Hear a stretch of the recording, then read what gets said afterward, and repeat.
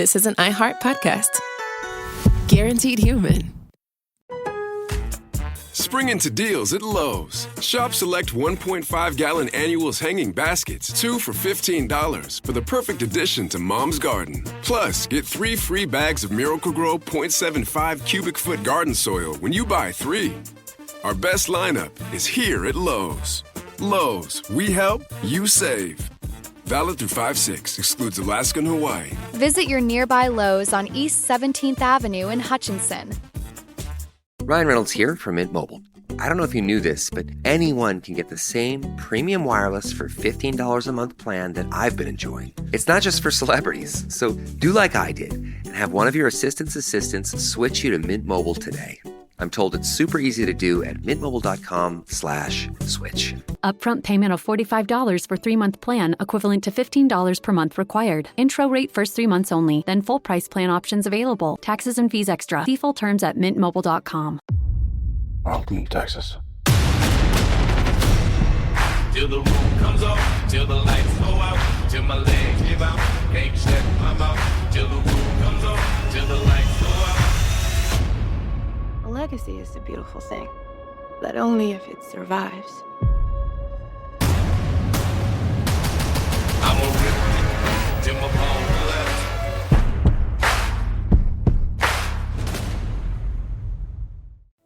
Garnier is proudly partnering with the National Park Foundation, the official nonprofit partner of the National Park Service. Garnier's support of the National Park Foundation's Service Corps program is enabling young adults and veterans to help care for and enhance the national parks that we all love. Want to lend a hand? Explore Garnier's partnership with the National Park Foundation and learn how you can help support our national parks at garnierusa.com/NPF. Body Bags with Joseph Scott Moore. You ever had somebody that owed you money and you gave it to them, I guess, initially because you saw them in need? They promised you to repay you, and it just never happened. It's disappointing, and I don't know. I love forgiving debt. I think it's a cool thing to be able to do that. Don't worry about it. You don't have to pay me. But there are just some debts that have to be addressed. There are outstanding balances in a lot of places. And there is, I'll put it to you this way. We're left wanting. And certainly in the case of the Piketon Massacre, we are in fact left wanting, because did you know that still to date,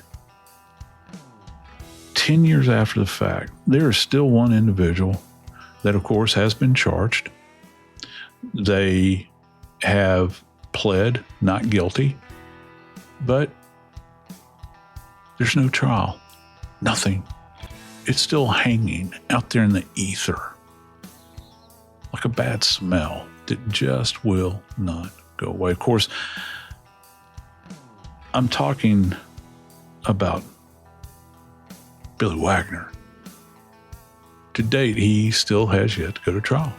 And that's one of the reasons that makes the 10-year anniversary of this massacre so poignant. As tragic as it is, we still don't have a full accounting from a legal perspective. But let's have a discussion about it.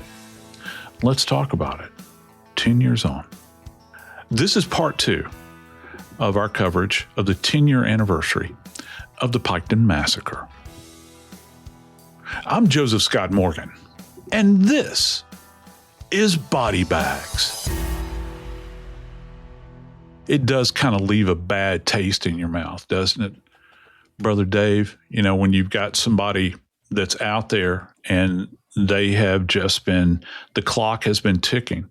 Whether or not he goes to trial and is found guilty or not guilty, it's such a tragic state of affairs that there's no finality to it. You know what bothered me? That kind of twists your guts about it. This bothered me because of your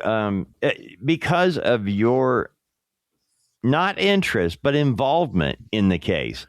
It bothered me that, you were called as an expert and brought out there and everybody has been dealt with. The arrests all happened 2 years after the fact, 2.5 years. It was November of 2018 when the Wagners were all brought in charged. And pretty quickly, they were, because the evidence was all, the police did a good job. The investigators did a great job laying out the case of what happened.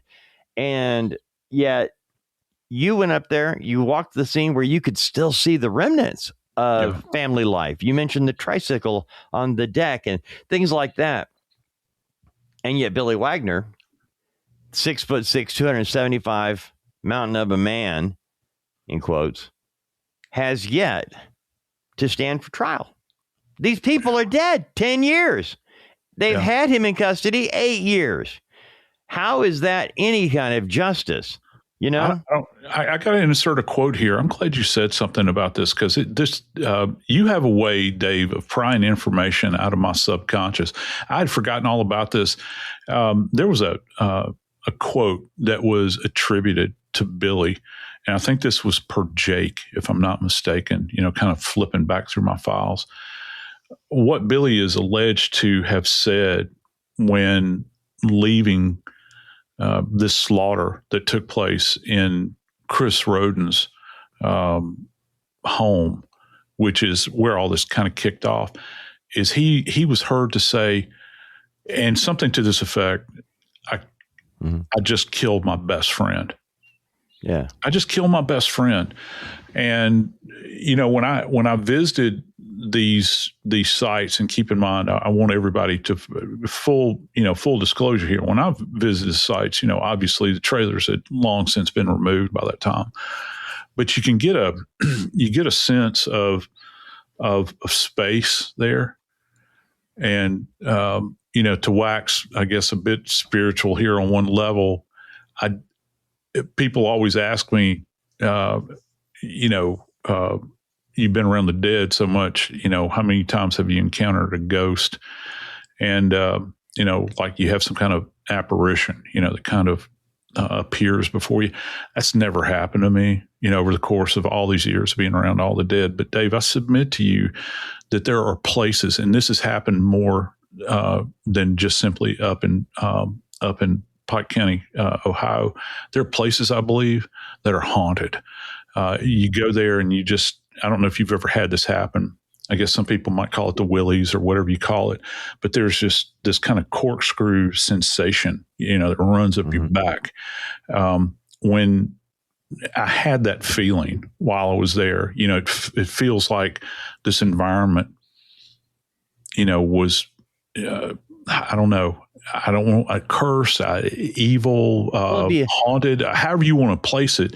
There was that you could just feel it, you know, in the air there. Well, as you're walking on property that you knew victims had walked on and lived on, this was their life. Yeah. This is where they lived. And when you live that close to your relatives, there is a real safety in numbers kind of a thinking. You know, having family around, and that area, that land somewhat becomes hallowed ground for them.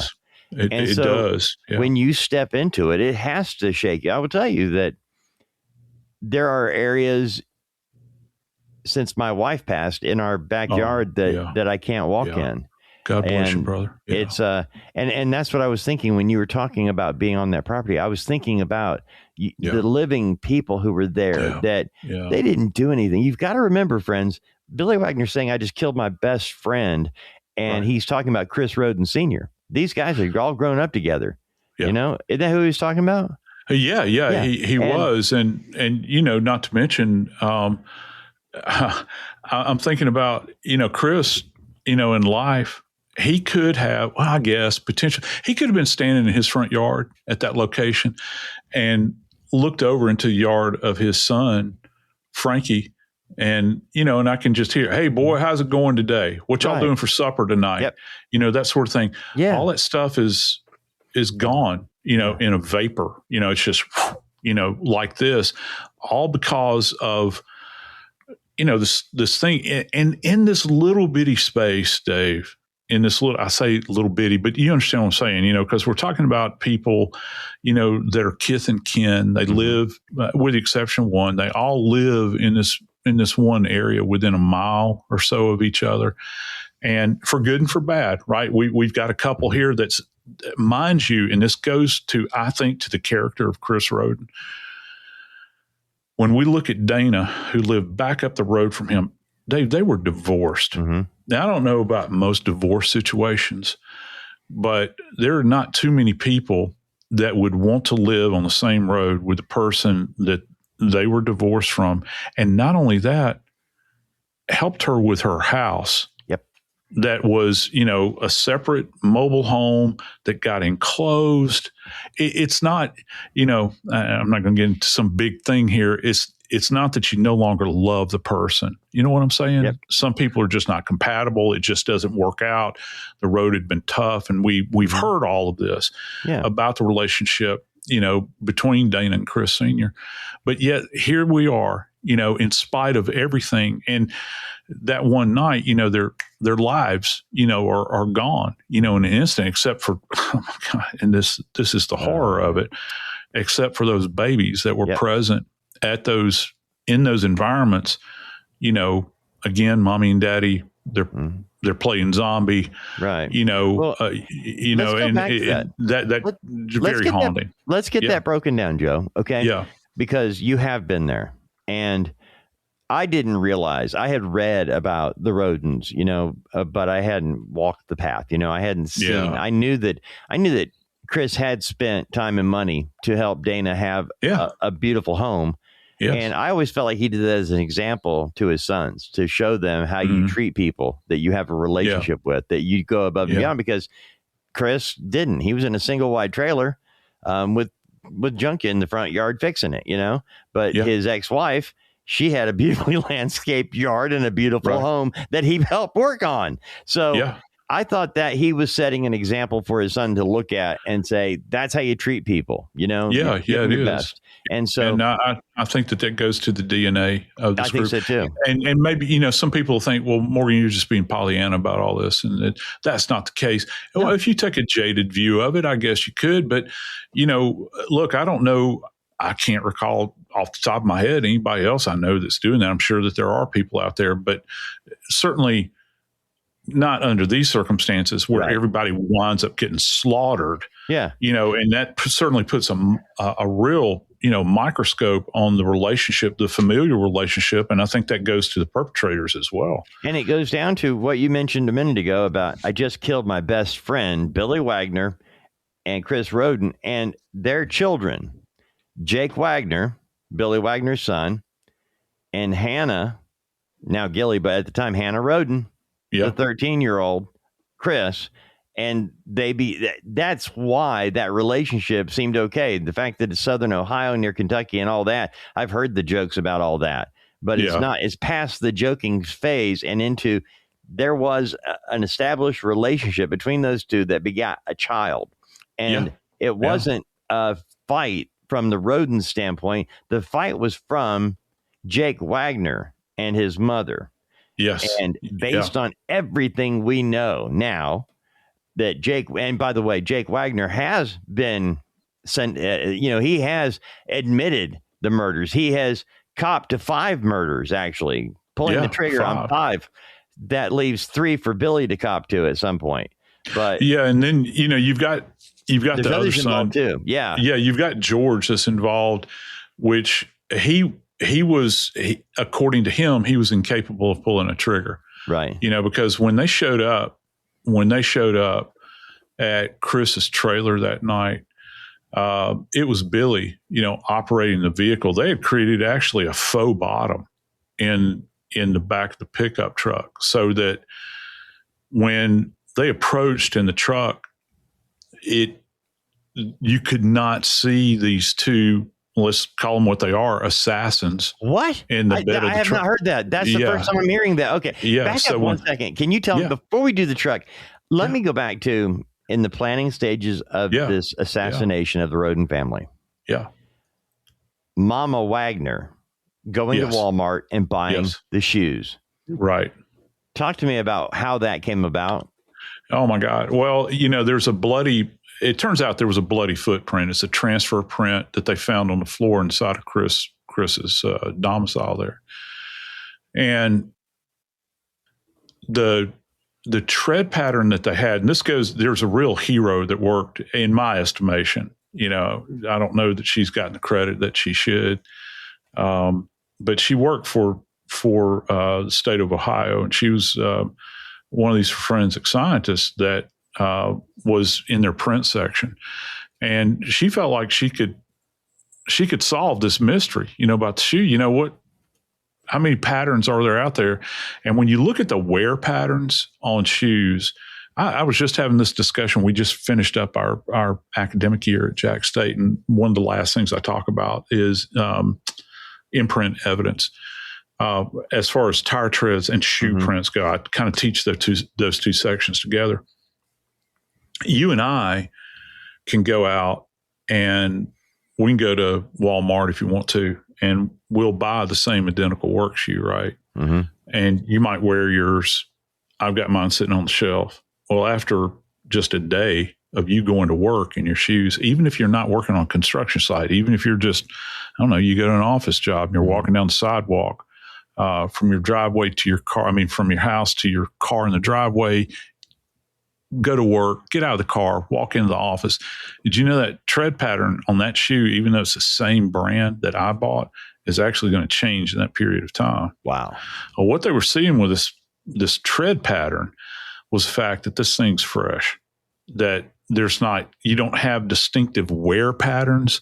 Like if you, we talked about this the other day with Nancy Grace about the Missy Beavers case with, she always uses a term my granny used to use all the time, slew-footed. The person that's caught on videography inside of that Church of Christ, they're slew-footed. So what that means is that they're kind of duck-footed. They pronate, which means when you pronate, you roll over to the arches of your feet and you walk in that particular manner. Well, that person and any other person that, whether you pronate or supinate, you're going to impress on the sole of that shoe the way you walk. Well, Dave, this one print that they had there at that scene, there was no wear to it. Mm-hmm. And so, she's scratching her head, this forensic scientist, God bless her, man, wherever she is right now, she took it upon herself. Because I don't think they had this print in the database. She went to Wally World. We always call it Wally World. She went to Wally World and started looking at shoes, man. You talk about old school detective work, and she's not even a detective. She's a forensic scientist. So she's gonna solve this puzzle. And I'd be doggone if she didn't come up with this particular shoe that was manufactured for the Walmart company, whoever the manufacturer is, and she was able to acquire those shoes and marry up those patterns, right? Well, you couple that, when Mama, as you had mentioned earlier, the rocket scientist that she is, they're trying to be real cool. We're going to be, and this is so comically stupid, right? That you're going to go into a store that has got cameras everywhere. They've got their own security people that actually watch cameras that you never see, that they're looking, they're loss prevention people. And they've got videography of her checking out at Walmart. With the shoes. Yeah. And I'm thinking, boy, I tell you what, you're a real criminal genius here, But still, Joe, I thought, and this is me, okay, she had the wherewithal to know that if I let those boys, the men in my house, go out on a murdering spree and they wear their own shoes going in, they're going to figure out something. But if I go buy these new shoes at Walmart that have no tread, have them wear them for just this killing spree, boom, Yeah, you're right. And that activity in and of itself, not being a lawyer. Yeah. But that activity in and of itself kind of frames out a premeditative event. You're planning. Yes. That's huge planning. Yeah. And again, I'm going back to that kitchen table, surrounded by the wicker baskets. Exactly. Right? But now, but Joe, Now you're in the back of the truck. Okay. She's already got him thinking the shoes, but the back of the truck, I had not heard that until now. So they actually went so far as to plan their arrival, not just the shoe wear pattern that needed to be unique. I mean, now it needed to be neutral because you got brand new shoes on. They got no wear pattern. These are all brand new shoes. So they're not going to be able to pin it on you, but they actually lowered the bed. Truck. Well, they built in a faux bottom. It's been described to me, and there's like a covering over it so that you could not see. Like if you stood on Chris's stoop, that those built-in stoops that, by the way, were still there. I talked about the tricycle earlier. Yeah. So if you stood on that stoop at Chris's place and you looked out at a vehicle that's parked in front of your house, you're not going to see anybody other than Billy Wagner. So he gets out of the vehicle in order to go engage in conversation with Chris, right? He goes up, knocks on the door, and a conversation ensues. And there's been multiple, ideas put forward about, what the conversation entailed. Did it have something to do with, weed, are we going to transact something or whatnot? Right. And the plan was that as soon as Billy stepped away and got clear, that's when the other two, are going to come out blazing. Well, George never pulled the trigger, according to him. All right. He never pulls the trigger. To give you an idea of the level of violence, you remember we talked about how many times Chris was shot. Well, he was adjacent to a frame, like the door frame, which, by the way, you think about if you're trying to shore yourself up relative to a door frame or relative to being shot at. A door frame is kind of, you'd rather be adjacent to a door frame than a wall, particularly in a trailer house, because it's going to pass through the aluminum siding, the insulation, and go through, the faux paneling inside or drywall. At least he had splinters that had blasted into his face, because you've got an SKS round, which is, it's not an AK-47, but there are Russian and Chinese versions of an SKS. It's got an indwelling magazine where you have to load this thing, and it's semi-automatic. And they had one of these things, and it'll rip you to shreds. You're talking about a very robust round that, if you were trying to think about it in American terms, it's really, really close to like a 308, high-powered rifle round, and it is high-powered. Well, and all hell broke loose at that point in time. And that's when they did, in fact, enter the residence. And of course, Chris is shot down. He's riddled with rounds. He's got wounds to his head, his torso, shot his 9 limbs. times with bullets that are that big. Well, yeah. And you've got, and then, on top of that, the person that, kind of gets left in the wake is Gary. Gary Rhoden was there. He's 38 years old. He's staying with Chris. He works doing landscaping and whatnot. They're kind of roustabout guys, that'll do anything to scratch out a living. Well, he shot, Gary shot multiple times in the head as well. And of course it's a bloody mess. And so, when I approached that scene, Dave, when I was walking up there, I went up there a couple of times. When I walked up there, I tried to envision, what it would have been like walking in to this spot and then making your way through, the main receiving area, which is kind of the living room, if you will, of the trailer. Back to your right, it's going to be the kitchen area that's generally on that end. And then you've got that narrow hallway, that kind of leads down where the bedrooms are off of. And, it's a weird thing to do, to go out there and try to, set yourself down in that place absent the structure. Now, that's an odd thing when you think about it. I'm reflecting now back to Idaho, where the building no longer exists, and that's a multi-story. There's no way in your mind that that I could go out there and conjure it up. But in my little mind, I can do that, kind of with a trailer. And I'm beginning, thinking about the progression of an individual or individuals entering into this place. And, the shooting takes place and this massacre takes place. What really gets me about this is if you were standing in front of Chris's place and you're popping off rounds with this SKS, dude, if you could stand outside, face his trailer, and look back to your right, you see the barn, which, by the way, they had electronic surveillance equipment in there. The Rhodens did, and that had been taken. All right. So there was an awareness of surveillance. All right. Again, that goes to people that are familiar, with this environment. You've been there. How do you know that this is there? That's taken out. And just on the other side of that barn, you can see Frankie's trailer. Well, you're doing this in the middle of the night, and I don't care. You're not in some big urban area. All right. Where Frankie and his fiance, who, by the way, is also named Hannah,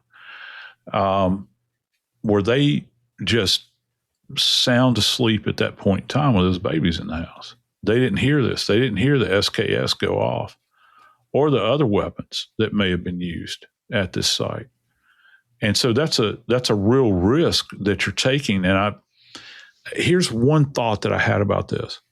I really wondered if at first, and early on I thought about this, I was wondering, now, did they get in there and realize that there was so much confusion, that it was so loud?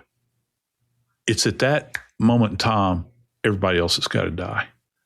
We're just going to run down the road here. We're going to, for the next stop, we're going to Frankie's house. We're going to kill everybody there. Oh, and by the by, we're going to go back up the road to Dana's house, and we're going to kill 3 people there.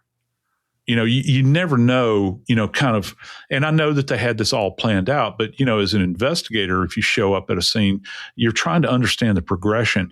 And I cannot put myself in the place of these investigators. I've never worked a multi-scene death investigation where you've got 4 homicide scenes with multiple victims. You're trying to do the arithmetic in your brain. How does this all work out?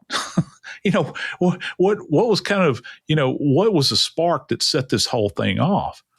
And when you're coming into it cold, now we've got information after the fact, but, I can just imagine, these investigators that were tasked with working the scene at the moment. And that's what I'm trying to capture here. The idea of how do you break all this down in your brain from an investigative standpoint? Because I think that there's part of you, even though initially you cannot prove it scientifically, and we always on body bags, we try to reflect back to the science. In the initial moments, you cannot prove it scientifically that they're all connected. I think that we want to take an intellectual leap here and say there's a high probability that they're all connected, and we're going to have to treat this as if they are. We talked about shoe prints. You would have been able to see something. You certainly would have seen blood. The next thing I'm looking at is I'm out in front of Chris's house, and I'm looking at tire tracks. I'm thinking, okay, what's fresh out here? Remember, he's moving cars all over the place, right?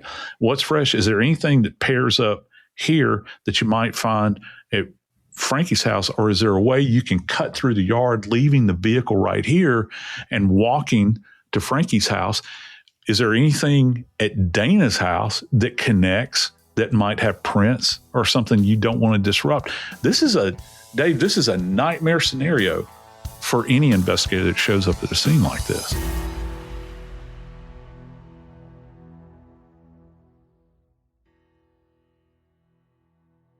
Support for the show comes from Public, the investing platform for those who take it seriously. On Public, you can build a multi-asset portfolio of stocks, bonds, options, crypto, and now generated assets, which allow you to turn any idea into an investable index with AI. It all starts with your prompt. From renewable energy companies with high free cash flow to semiconductor suppliers growing revenue over 20% year over year, you can literally type any prompt and put the AI to work. It screens thousands of stocks, builds a one-of-a-kind index, and lets you backtest it against the S&P 500. Then you can invest in a few clicks. Generated assets are like ETFs with infinite possibilities, completely customizable and based on your thesis, not someone else's. Go to public.com/podcast and earn an uncapped 1% bonus when you transfer your portfolio. That's public.com/podcast. Paid for by Public Investing. Brokerage services by Open to the Public Investing Inc. Member FINRA and SIPC. Advisory services by Public Advisors LLC, SEC registered advisor. Generated assets is an interactive analysis tool. Output is for informational purposes only and is not an investment recommendation or advice. Complete disclosures available at public.com/disclosures.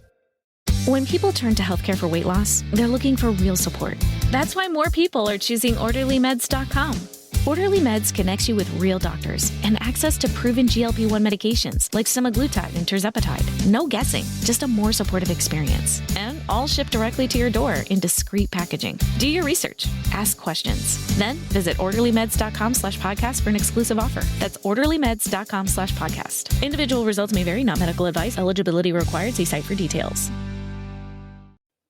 You ever wonder how far an EV can take you on one charge? Well, most people drive about 40 miles a day, which means you can do all daily stuff no problem. Go to work, grab the kids at school, get the groceries, and still have enough charge to visit your in-laws in the next county. But they don't need to know that. And the best part, you won't have to buy gas at all. The way forward is electric. Explore EVs that fit your life at electricforall.org. The wait is almost over. Get ready for the NFL season with the highly anticipated 2026 NFL schedule release. Every rivalry, every rematch, and every rookie debut. With matchups locked and kickoffs confirmed. Be there for every can't-miss moment. The full NFL schedule release coming in May. Get all the details at nfl.com/schedule release.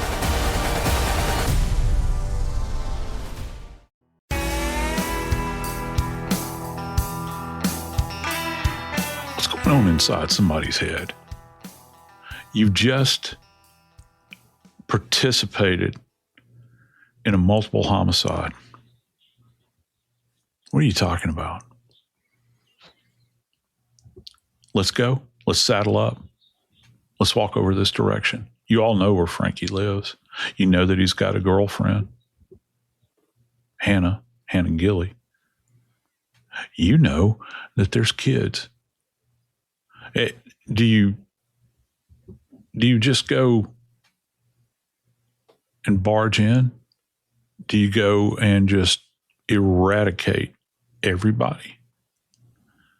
Well, apparently, when the perpetrators made their way over to Frankie's place, that's what happened. There's one descriptor that really stands out here. Their murders, that is the murders of Hannah and Frankie. One of the witnesses, said that there was just blood everywhere. And keep in mind, oh God, I hate to talk about this, but we're going to. There's a 6-month-old laying in between mom and daddy in a shared space in this little bedroom. Child 6 months old. All right. Child is alive. But when the child is retrieved from the scene, Dave, that child is just saturated in blood. As a matter of fact, one of the things that kind of jumps to mind for me is they were talking about, and this child's name was Ruger. One of the things that comes to mind for me is when you have somebody that is covered with blood, particularly a child, you're looking for an origin for blood, right? Because one of the things that EMTs do, and even and certainly us within within the medical legal world, we're looking for a source, right?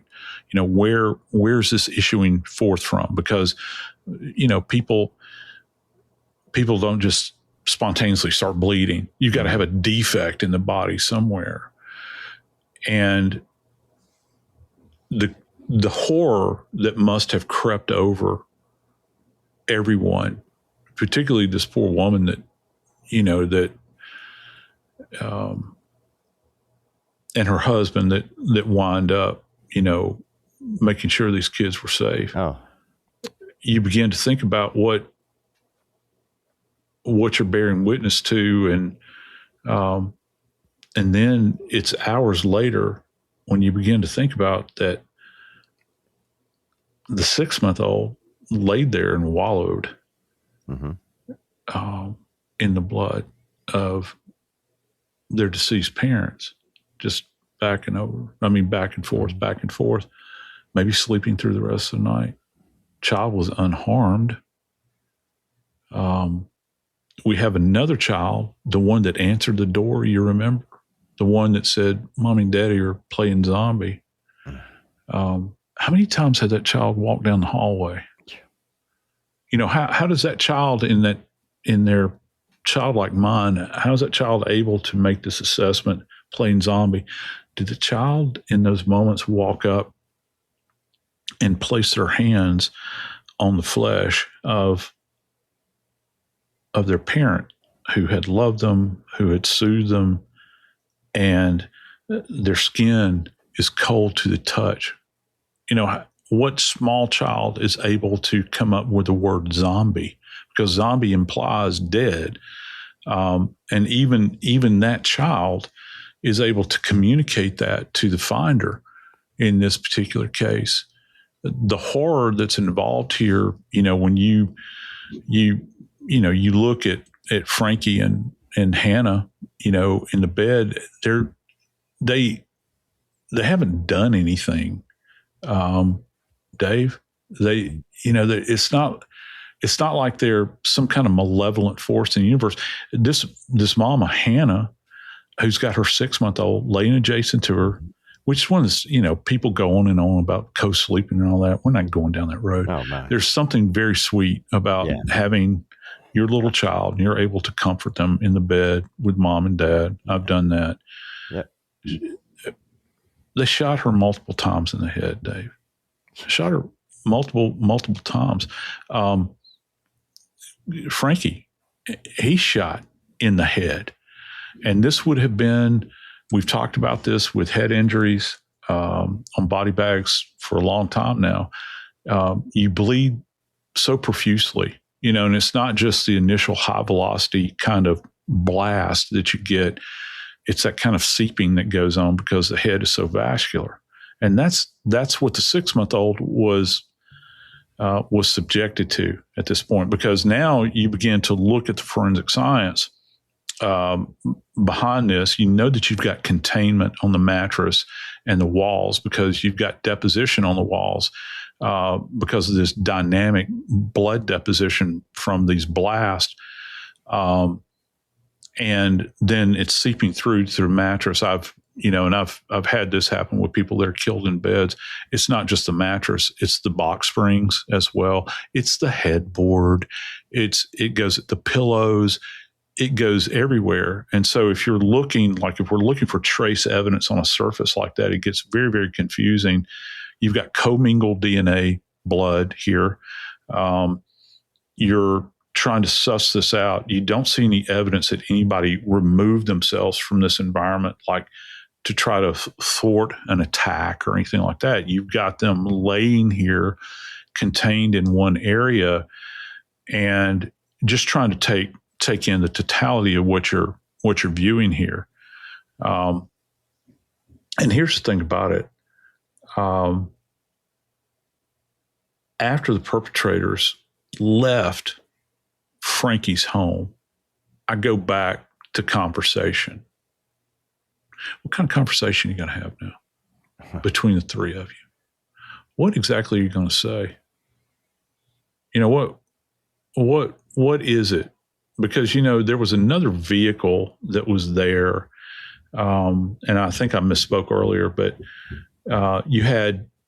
there was a travel along vehicle that they had brought with them as well, where what they had done is after they had perpetrated these crimes, they went back up the road to Dana's house.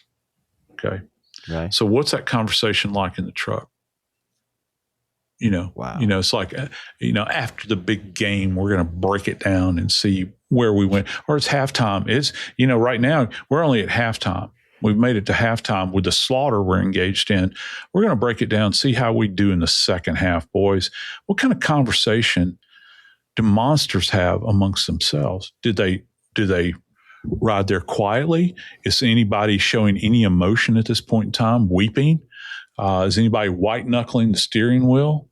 Is there anybody that's saying, this is too much?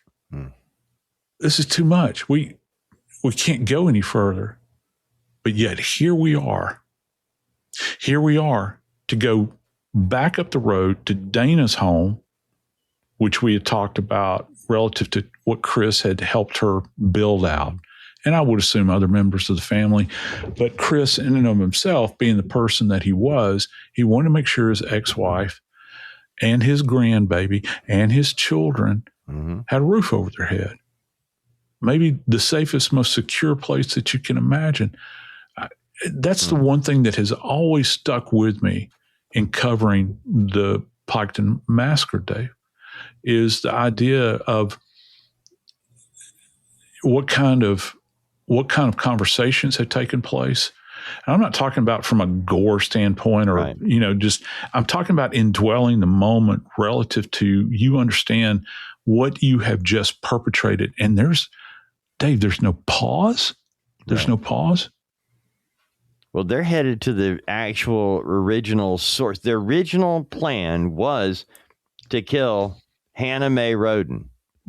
That was the original plan of the Wagner family. If we kill her, she's the mother of baby Sophia, then Jake will get baby Sophia and the Wagners will have the baby. But then they took it out. Well, if she's not there, then her mama, her daddy, and all these other relatives, they'll be in line to get custody and have access to this child. Got to get rid of all of them. So now, as you mentioned, Billy has already killed his best friend, his best friend's cousin. They've killed two innocent people here. I mean, everybody in this line is innocent. Nobody deserves what happened. No. And now, after 4 people are already dead, 2 children have already been traumatized for life based on what they're going to be told. The 3-year-old son of Frankie and the 6-month-old child of the couple. Now, they're headed to Dana's to go and kill Hannah Mae Rhoden because she was the mother of baby Sophia. Yeah. Yeah. And you're back in Mama's house. She's young. She's very young now, obviously. 19. Yeah. She's already had the second one, Sophia. Yeah. She's already had Sophia. She knows what it's like to be a mother. She doesn't have means. She's going to live with her mama in this nice little house. She just had her second child, Joe. Yeah. Yeah. And there is a 16-year-old boy that's involved in this too, because he still lives with this kid. This kid is in school, Dave. Yep. This is Chris Jr. He's in school. He's loved by his classmates. He's a good kid, from what we understand. He's just think about when you were 16 years old. I'm saying that to everybody that's listening to us right now. You have cares, but you haven't gotten to that point in life where they're just absolutely crushing you about mortgages and all this stuff. You're thinking about, the next time you can get together with your friends, you're thinking about the homework that you hate to do. You're thinking about the girl that you want to have a conversation with. You're thinking about the next ball season, or when you're going to go hunting, when you're going to go fishing. Homicide was not on the menu in the 16-year-old's mind, but there he is. He's in this home. He's in this home, in his mother's home. And when, Dana is discovered, she's actually discovered by her brother, who is James Manley. He he had come, he and his wife had gone to, that's how they, the initial discovery with Chris. When they get back down to Dana's house and they make entry into there,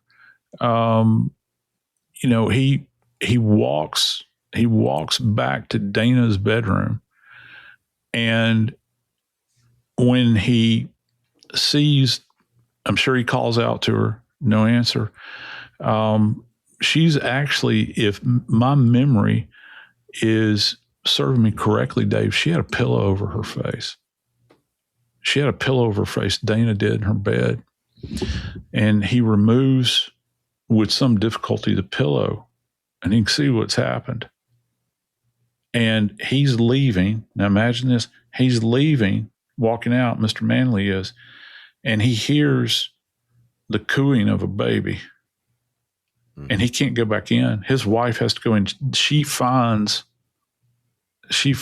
Hannah dead with her breast exposed and the baby lying adjacent to her, where she had been left by the perpetrator, who, by the way, turns out to be Jake, the kid that had impregnated her and had fathered Sophia with her.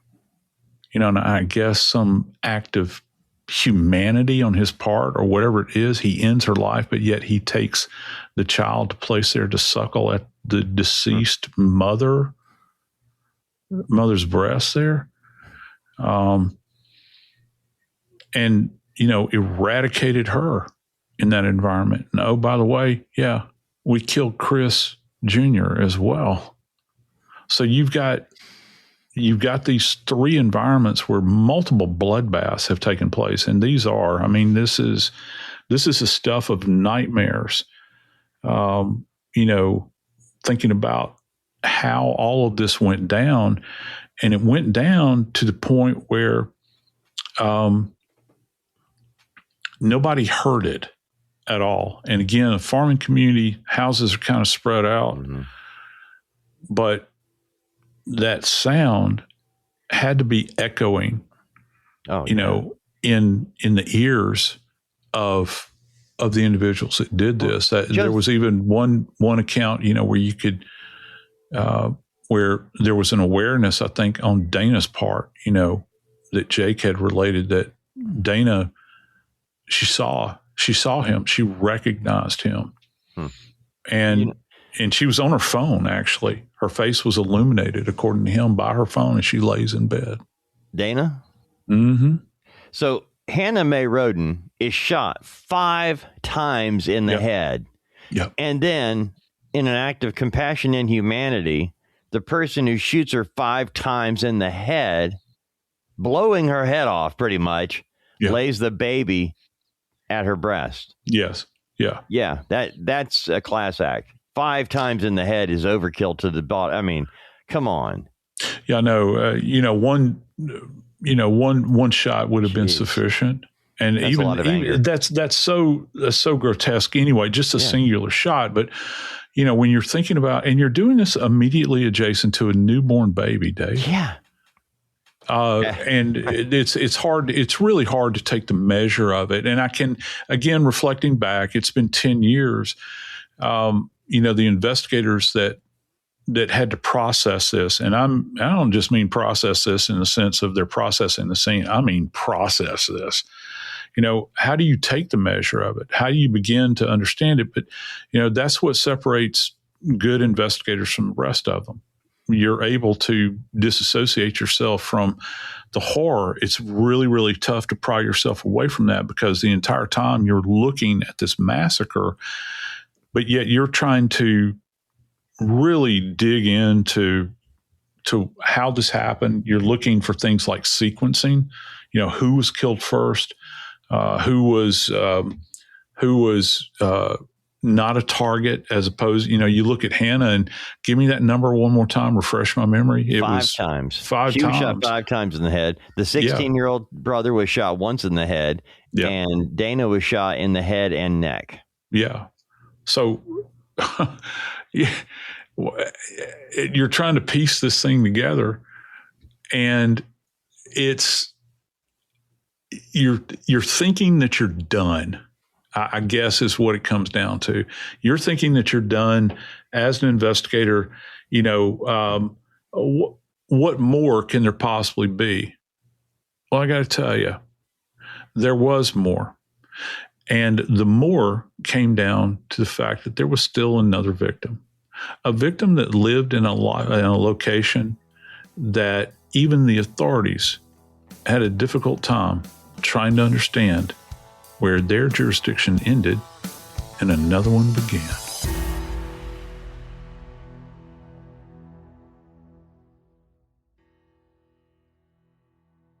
Support for the show comes from Public, the investing platform for those who take it seriously. On Public, you can build a multi-asset portfolio of stocks, bonds, options, crypto, and now generated assets, which allow you to turn any idea into an investable index with AI. It all starts with your prompt. From renewable energy companies with high free cash flow to semiconductor suppliers growing revenue over 20% year over year, you can literally type any prompt and put the AI to work. It screens thousands of stocks, builds a one-of-a-kind index, and lets you backtest it against the S&P 500. Then you can invest in a few clicks. Generated assets are like ETFs with infinite possibilities, completely customizable and based on your thesis, not someone else's. Go to public.com/podcast and earn an uncapped 1% bonus when you transfer your portfolio. That's public.com/podcast. Paid for by Public Investing. Brokerage services by Open to the Public Investing Inc. Member FINRA and SIPC. Advisory services by Public Advisors LLC, SEC registered advisor. Generated assets is an interactive analysis tool. Output is for informational purposes only and is not an investment recommendation or advice. Complete disclosures available at public.com/disclosures.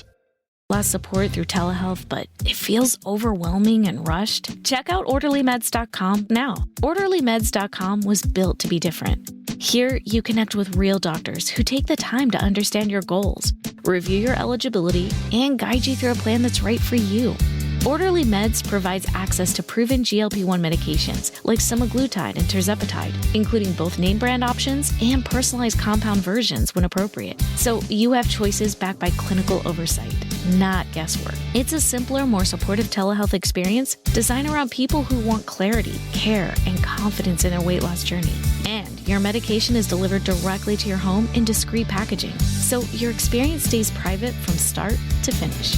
Do your research, ask the right questions, then visit orderlymeds.com/podcast for an exclusive offer. Again, that's orderlymeds.com/podcast. Individual results may vary, not medical advice. Eligibility required. See site for details.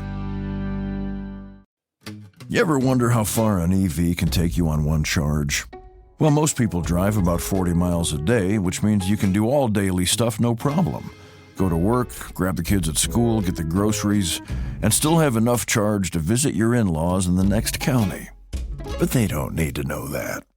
And the best part, you won't have to buy gas at all. The way forward is electric. Explore EVs that fit your life at electricforall.org. The wait is almost over. Get ready for the NFL season with the highly anticipated 2026 NFL schedule release. Every rivalry, every rematch, and every rookie debut. With matchups locked and kickoffs confirmed. Be there for every can't-miss moment. The full NFL schedule release, coming in May. Get all the details at nfl.com/schedule release.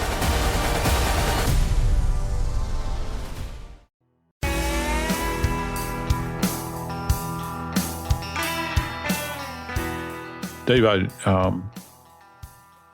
the first time I had gone up to Piketon, I had not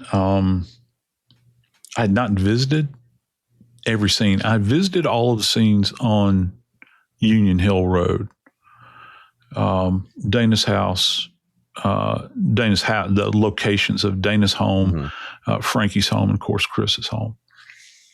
But those are all close together, right? I mean, they were, and I kept hearing with the first visit, look, it's 7 miles away.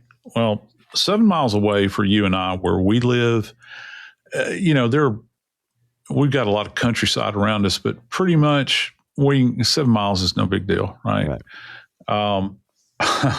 When I began to take a look around where we were, I'm thinking, where do I go from here? 7 miles, because the road just seems like it got skinnier and skinnier everywhere I looked. And sure enough, the second time I went up, went up with a film crew, and we had drones with us and all manner of stuff that was going on.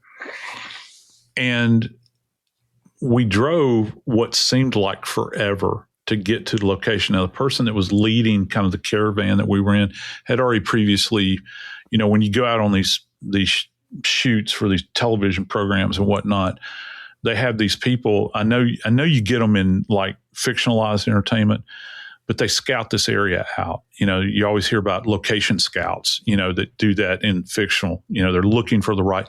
This is already set in stone. So they had gone out and scouted the area to figure out where we were going to set up. We knew where the house was being the functional word there.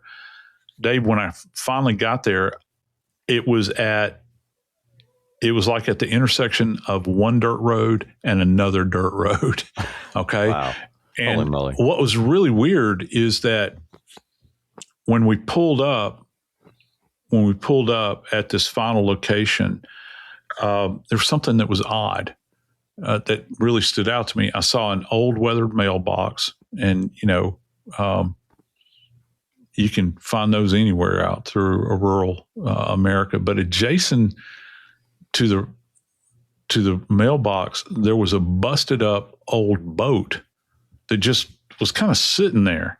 Now, there's a stream that runs right behind it, but when I say stream, I literally mean like a creek. It's like a tiny little body of water. There's just this arbitrarily like an old abandoned boat that was laying there. If I remember correctly, it's inverted and it actually had a hole in it, and that actually marked the location of where Kenneth Rhoden lived. Kenneth was the brother. He's 44 years old. He's the older brother of Chris, and he had knockaround jobs. He had his own family, but he lived, Dave, in it's not a mobile home. It's like a camper. All right. My friends in Great Britain would call it a caravan. But he had taken this old camper, and when I say it's small. It's not like a teardrop, but it had like a little kitchenette in it, had a bed, had a little, sitting area, and a laboratory place you can go to the bathroom.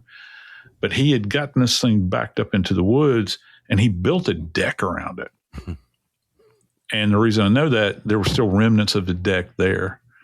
Because they took the trailer. Yeah. Okay. Yeah. They had to take the trailer out of there. So you had this big space, but you could see, kind of the skeletal remains, the framework of everything that kind of indwell there. And Kenneth had jobs, and had a job, but he also grew weed. Now, when I say grow weed, again, I don't want you to think that this is something on like an industrial scale, all right? This is the way it has been described to me. He grew weed for like personal consumption, and there was probably enough left over so that he could share it with friends, all right? This guy he's not Scarface. He's not going to be living, in Miami Beach. He's living in a trailer out in the middle of nowhere. Yeah, exactly. You had to pump in sunshine to this location. But the reason Kenneth's murder is so key to all of this is this being one of these, kind of events where they just knew that they needed to eradicate everybody. He's the oldest. I guess they felt like he could be a threat sometime in the future. So they're going to go out to this man's place and end him. When I remember talking to the producers of the Piketon Massacre documentary, they were saying that when they were speaking to the police initially had a really hard time determining whose jurisdiction this was going to fall in. Was it going to be Pike County, where Piketon is, or was it going to be the adjacent county?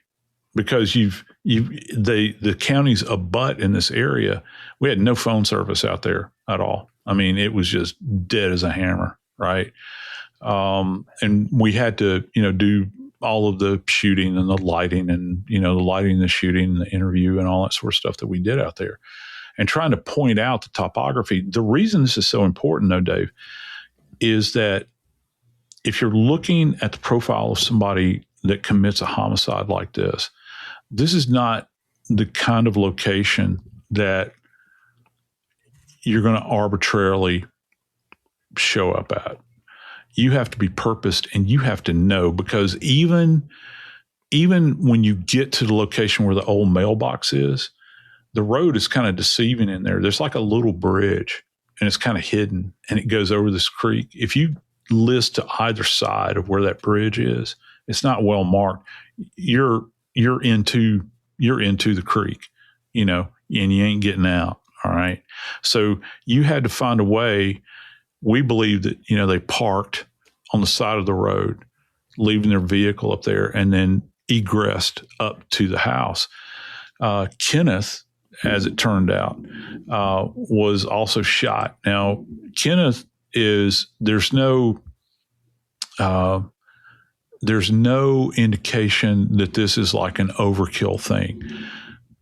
Perpetrators were able to gain access through the door of his trailer. They walked in, he's in bed, they popped him one time and killed him right there in the bed. It's a single gunshot wound to the head. They exit the place and go on. And he was kind of like a forgotten part of this, I think. As a matter of fact, when it seems to me, if I'm remembering correctly, they were going to go try to notify him. Wow. That his brother is dead. And again, can you imagine being the investigators in this case and you wind up, we've got another one. Well, you got to remember, Joe, that all the discoveries started at 7:51 in the morning. And as you said, they're going out, we've got to go find Kenneth. And not everybody knew, even though it was there within 7 miles, not everybody knew how to get there or where it exactly was. They were going to notify him. It was 1:26 in the afternoon. Yeah. If they thought there was going to be another crime scene, they'd have been there at 8:30. Yeah. And you know what, what comes to mind at some point in time, one of these investigators had to ask, who are the other members of the extended Rhoden family? Because we're seeing a pattern developing here. Right. I would imagine that pretty quickly the phone started lighting up. Anybody that's remotely related, you're thinking, because you're looking at somebody that's going to eradicate an entire genetic line of people here. And I would have to think that that's what is at play. Just the kind of terror that probably gripped this whole rural area, of Southern Ohio. They're probably thinking, oh my Lord, where's the next victim going to be? Because this is something that is concentrated on one family. You've got an individual or individuals that have gone out and targeted these people specifically, and eradicated them. And I can only imagine, probably when they left Dana's house, I would imagine, or when they were working Dana's house and they're trying to put all this together, I'm sure that there were seasoned investigators, Dave, out there that were beginning to think this is not drug related. This is not some kind of cartel that's come up from Central America or Mexico or South America, whatever location you want to name. This is something that's very, very personal because, and again, I look to Hannah Rhoden's injuries. Out of all the people, in this group, why is her head going to be blasted away? Yeah. Why would somebody do this? And as it turned out, with the end game here, it turned out that the perpetrators were much closer, I think, than anybody could have imagined. Wouldn't you agree, Dave? They got an arrest done in 2.5 years. So I'm basing on the information that they started with, coming up with the Wagner family in 2.5 years' time and starting to get answers out of them fairly quickly. The reason we're doing this is because 10 years later, we know that Jake Wagner, who shared the child at the center of all of this, and I hate to say that because it's not her fault, but baby Sophia was the reason Jake's mama, the grandma, wanted that baby and did not want the Rhodens to have it. She wanted it. And so the initial was kill Hannah and take the baby. They even, by the way, the Rhodens have been trying to get Hannah to sign her parental rights over to them. They brought enough force to bear that Hannah stated in writing they'd have to kill her because the Rhoden family, Mama Rhoden, actually, they hacked Hannah's Facebook page. Yeah. And the Wagner family, rather. The Wagners hacked Hannah's Facebook page and found her actually writing that for the Wagners, they're going to have to kill me. So that's what they did. Bottom line, always the bottom line, Joe. It's been 10 years. Everybody's been convicted, is serving time, except Billy Wagner, who has been sitting in jail awaiting his term. But they keep finding ways to change and kick it down the road. We're now into 8 years of waiting, 10 years after the murder. When will Billy Wagner face justice? When will he see a judge in court? When will a jury decide that, I don't know if the needle is available, but by golly, if anybody deserves that kind of punishment? Yeah. Well, I I think about the status of Billy Wagner. He said that he's not guilty of anything. We've got statements from all members of this little, cabal that they had, primarily Jake, where the fingers are all pointing at Billy. And no, I still to this day don't believe that that Billy is the he's not the central force behind this. I will always hold that it's Mama that's pulling the strings behind it, but I don't really care. Yeah.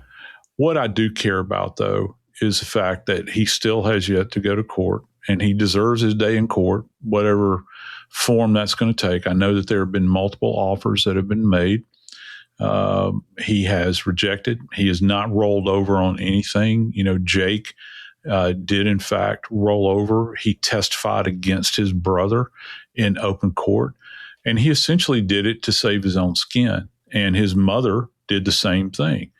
She was compelled, that if you make this agreement with us, you will live. You will not be on death row. But I think that the goal was to try to get everybody on the same page. And for whatever reason, Billy Wagner has decided not to. Maybe in his heart of hearts, he believes that he is not guilty. But I know this. It's a sad commentary, I think, to this point, that this has gone on so long. And friends, I got to tell you something. I don't know how much longer it'll go on. I'm hoping that, they talk about the wheels of justice all the time. I'm hoping that they will begin to move. But until that day, all we have are the memories of a family that in one night were eradicated. And in addition to that, a community was left scarred forever. I'm Joseph Scott Morgan, and this is Body Bags.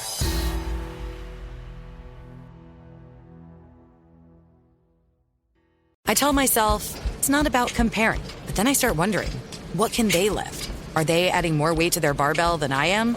And suddenly, I'm not training. Then I realize my journey is not theirs. I've earned every step. So I smile. My smile is the shape resilience takes to keep me moving. To put more smiles out into the world, Colgate has supported female athletes for over 50 years with the Colgate Women's Games, the nation's longest-running indoor track and field series for girls and women. Colgate, your smile is your strength. This episode is brought to you by Choiceology, an original podcast from Charles Schwab, hosted by Katie Milkman. behavioral scientist and author of the best-selling book How to Change. Choiceology is a show about the psychology and economics behind our decisions. Each episode shares the latest research in behavioral science and dives into themes like the power of self-control, shaping your mindset for success, navigating new beginnings, and why starting over can feel so hard.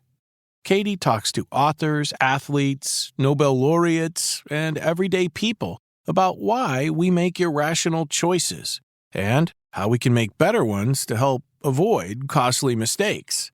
Listen to Choiceology at schwab.com/podcast or wherever you listen.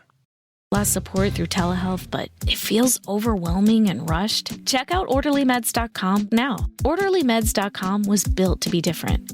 Here, you connect with real doctors who take the time to understand your goals, review your eligibility, and guide you through a plan that's right for you.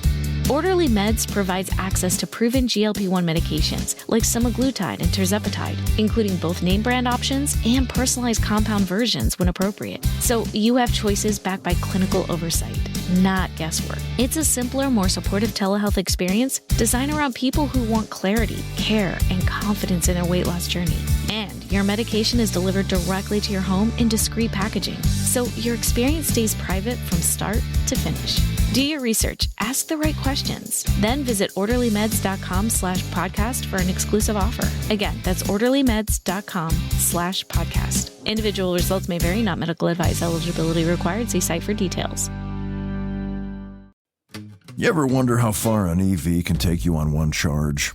Well, most people drive about 40 miles a day, which means you can do all daily stuff no problem. Go to work, grab the kids at school, get the groceries, and still have enough charge to visit your in-laws in the next county.